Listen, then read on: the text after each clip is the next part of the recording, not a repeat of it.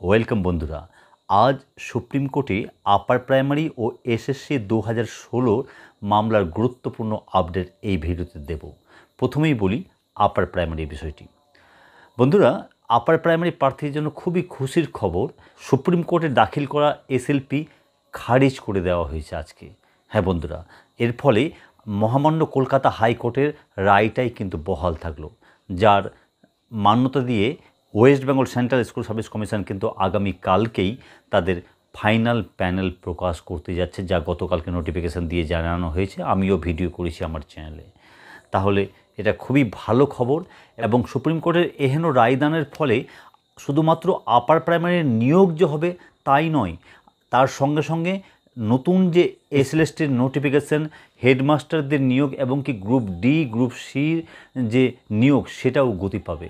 হ্যাঁ বন্ধুরা, আপনারা যারা আমার চ্যানেলের রেগুলার ভিউয়ার্স তারা জানেন, প্রায় বছরখানেক থেকেই আমি কিন্তু বলে আসছি যে এই আপার প্রাইমারির নিয়োগটি এসএসসি সহ সরকারের গলার কাঁটা। এটাকে যতক্ষণ না সে ঝেড়ে ফেলতে পারছে ততক্ষণ কিন্তু এসএলএসটি হেডমাস্টার নিয়োগ এবং কি গ্রুপ ডি গ্রুপ সি নিয়োগেও তারা হাত দেবে না। এবং সেই মতো আমরা দেখতেও পেয়েছি যে এইগুলি নিয়োগের বিষয়ে এসএসসি কোনো কথাই বলছিল না। তো যাই হোক, এটা খুবই ভালো খবর। অবশেষে আপার প্রাইমারি নিয়োগ এবার হবে। আপনাদের হয়তো মনে আছে 2020 সালের ডিসেম্বর মাসে মাননীয় বিচারপতি মৌসুমী ভট্টাচার্য ম্যাডাম পুরনো প্যানেলটি বাতিল করে নতুন করে প্যানেল প্রকাশের নির্দেশ দিয়েছিলেন West Bengal central school service কমিশনকে। সেই প্যানেল প্রকাশ করতে প্রায় 4 বছর লেগে গেল।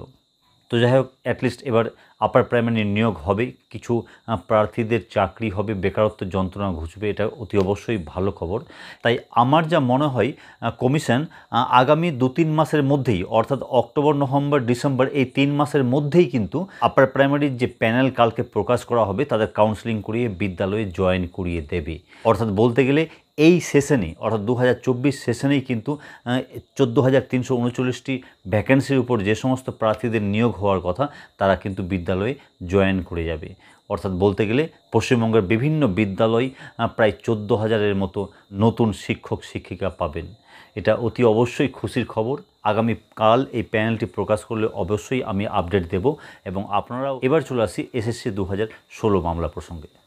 বন্ধুরা, এসএসসি 2016 মামলাটি বেশ কয়েকটি হিয়ারিং ডেট পড়লেও কিন্তু সেটা ওঠেনি এবং তার ব্যতিক্রম কিন্তু আজকে হয়নি।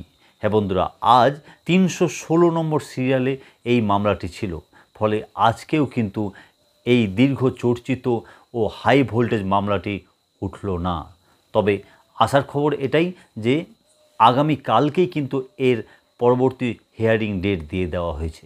হ্যাঁ বন্ধুরা, এর পিছনে অনেকেই মনে করছে যে যেহেতু আগামী নভেম্বর মাসে প্রধান বিচারপতি চন্দ্রচূড় বাবুর রিটায়ারমেন্ট রয়েছে, তাই তিনি হয়তো তার আগেই এই মামলার একটি গতি করে যেতে চাইছেন। তাই আজকে এই মামলাটি না উঠলেও আগামীকালকে কিন্তু এর নেক্সট হিয়ারিং ডেট তিনি দিয়ে দিয়েছেন। তো যাই হোক, এই কথাটা যদি সত্য হয় তাহলে খুবই ভালো, কারণ এই মামলাটিও একটি সমাধান হওয়া দরকার। কারণ অনেকেই কিন্তু এই মামলার উপর তাকিয়ে রয়েছেন, অনেকের রাতের ঘুম এই মামলার জন্য উঠে গেছে।